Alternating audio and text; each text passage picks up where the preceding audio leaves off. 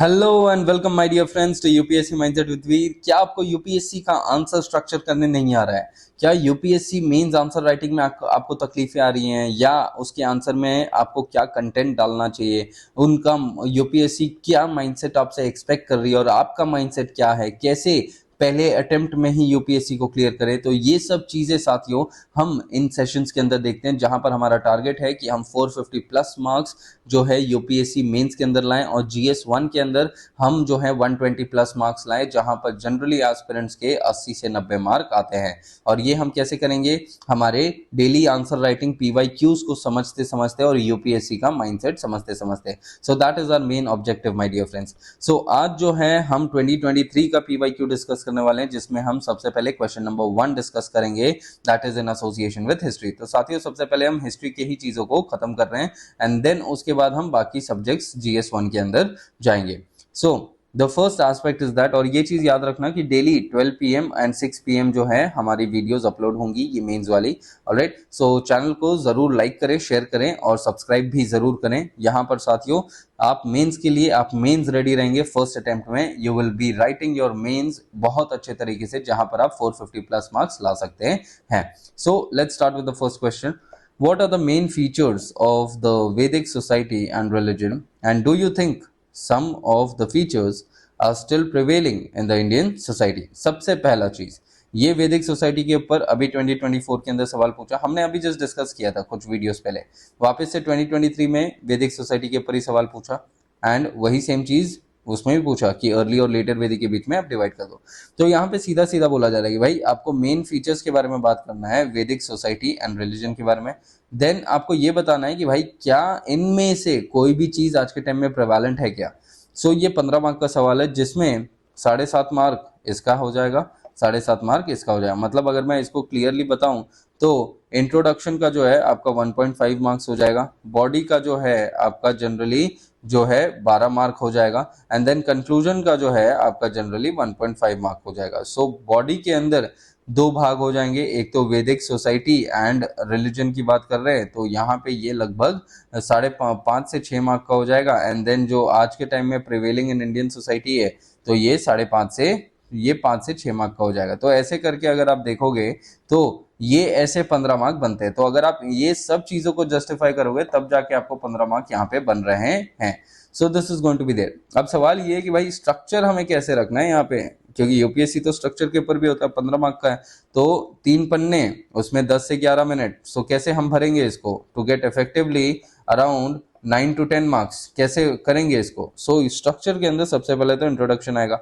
Introduction में जो है आप अलग अलग प्रकार के अगेन इंट्रोडक्शंस हैं, दैट इज वैदिक एज एंड सोसाइटी के बारे में आपको लिखना है, साथ साथ में आपको कनेक्ट कर लेना है द कि कौन सी चीजें उसमें से इंडियन सोसाइटी के अंदर प्रेवलेंट है, दैट इज वन थिंग। इसके बाद जाके आप जो है there is going to be the, हमेशा हमने क्या देखा है, माइक्रो डायग्राम बना दो या कोई माइंड मैप बना दो इंट्रोडक्शन और मेन बॉडी के बीच में। तो यहाँ पे माइक्रो डायग्राम क्या बन जाएगा कि भाई वैदिक एज जो है it is divided into 2 parts. वैदिक एज एक तो ऋग वैदिक हो गया और एक तो लेटर वैदिक हो गया। इनका टाइम फ्रेम हम दोनों का लिख देंगे और यहाँ पर लिख देंगे कि जनरली क्या बनाए गए थे, ऋग वेदा वगैरह ये सब बनाए गए थे। और यहाँ पर हम क्या लिख देंगे कि iron was found in 1000 BC, ठीक है, other Vedas they were made and changes in the polity and all, ये सब चीजें हम लिख देंगे।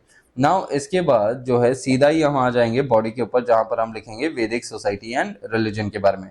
सो वैदिक सोसाइटी एंड रिलीजन का क्या हो जाएगा कि यहाँ पर वैदिक सोसाइटी आप सबसे पहले लिखेंगे और वैदिक सोसाइटी के अंदर ऋग वैदिक सोसाइटी के बारे में आप लिखेंगे एंड देन आप लेटर वैदिक सोसाइटी के बारे में लिखेंगे कि भाई इनके जो अलग अलग पॉइंट्स क्या हैं उस पर्टिकुलर हिसाब से। ऑलराइट, एंड देन फिर ये होने के बाद फिर उसके बाद आप वैदिक सोसाइटी के अंदर वैदिक रिलीजन के अंदर ही आप इसी प्रकार से लिख देंगे कि भाई ऋग वैदिक रिलीजन के अंदर क्या था एंड लेटर वैदिक रिलीजन के अंदर क्या था। तो किस हिसाब से आप इन दोनों को डिस्टिंग्विश करते हो, that means what are the features. Then फिर इसके बाद आपका स्ट्रक्चर क्या आ जाएगा, स्ट्रक्चर के अंदर आपका एक बाद वाला पार्ट आ जाएगा, that is the second part, कि इनमें से कौन सा प्रिवेलेंट है आज के टाइम में। ठीक है, सो फीचर्स दैट आर प्रिवेलेंट, ये चीज जब हम लिखते हैं यहाँ पे फीचर्स दैट आर प्रिवेलेंट में, सो आप सीधा यही स्टेटमेंट लिखना है। कभी भी सब पॉइंट के अंदर ये नहीं देखना है कि भाई क्या लिख रहे हैं हम, आपको सब हेडिंग के अंदर वही लिखना है जो क्वेश्चन में दिया गया है, कि मतलब फिर यहाँ पे features that are still prevalent in Indian society. अब इनमें से वही आप देख लेना कि भाई जो सोसाइटी मतलब यहाँ पे सिर्फ यहाँ पे सोसाइटी बोला है तो मतलब सिर्फ सोसाइटी का पॉइंट नहीं है, यहाँ पे रिलीजन का भी पॉइंट आएगा, क्योंकि सोसाइटी का भाग होता है ना रिलीजन एंड कल्चर। ठीक है, ये सोसाइटी का भाग होता है, तो ये भी चीज आपका यहाँ पे पॉइंट आएगा, तो ये चीज का ध्यान रखना। अदरवाइज बहुत सारे एस्पिरेंट्स ऐसे हैं जो सिर्फ और सिर्फ यहाँ पे सोसाइटी की चीजें लिख के आ जाएंगे। ऑलराइट, सो यहाँ पे क्या क्या चीजें प्रिवेलेंट है ऋग्वेदिक जो वैदिक सोसाइटी का। ऑलराइट, सो पेट्रियार्की है, ठीक है, वुमेन संबंधित चीजें हैं, मतलब दोनों चीजें। और जब भी आप ये लिखें तो आप ये लिखें कि भाई ऋग वैदिक का है कि लेटर वैदिक का है। ऑलराइट, आप ऐसे लिखें। और अगर एग्जाम्पल लिख रहे हैं तो वो भी लिख दें, मतलब वुमेन इनोवेटर्स, ठीक है, या women they are the initiators. So आप यहाँ पे वुमेन के इनिशिएटर्स में ये लिख सकते हो कि प्रतिभा ताई पाटिल, ठीक है, she was the president of India. Alright, then there are various other women who have contributed a lot, so they are the initiators in that. So patriarchy था, वुमेन को रिस्पेक्ट आज के भी टाइम में मिला जा रहा है, ठीक है, मैरिज सिस्टम्स को हम आज के भी टाइम में फॉलो कर रहे हैं, वर्ना सिस्टम को हम आज के भी टाइम में फॉलो कर रहे हैं, डाइवर्सिटी ऑफ गॉड्स को आज के भी टाइम में हम वर्शिप कर रहे हैं, रिचुअलिस्टिक लाइफ है हमारा आज के भी टाइम में। ऑलराइट, देन उसके बाद वुमेन गॉड्स को भी हम वर्शिप कर रहे हैं, ऑल्दो मेल गॉड्स का पेट्रियार्की है यहाँ पे। सो ये सब चीजें जो हैं, जो अभी हम यहाँ पे देखेंगे, कंटेंट ऑलरेडी है यहाँ पे, तो ये चीजों को आपको जनरली ऐड करना है इन दी एंड, मतलब जो second part of the body, and then finally आपको कंक्लूड करना है। और कंक्लूड के अंदर आपको क्या जनरली लिखना होता है कि जो वैदिक सोसाइटी एंड रिलीजन था, जो बिकॉज यहाँ पे क्या है कि हम वैदिक सोसाइटी एंड रिलीजन की चीजें आज के भी टाइम में हम यूज कर रहे हैं। सो आप यहाँ पर बेसिकली लिख सकते हो that history remembers what you consider positive and carry it out in the future. And Vedic age was a very Vedic age being a very important age, many features were still prevalent today and many of them will be carried forward in the future as well.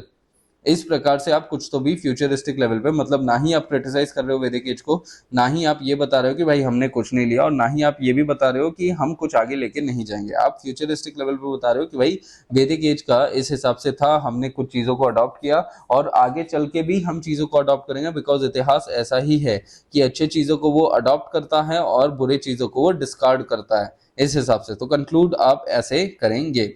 अब यहाँ पर साथियों जो सीधा 2023 का mains का सवाल था वो आप नोट से कर सकते थे, ये जनरली मेरे फाउंडेशन के नोट्स होते हैं।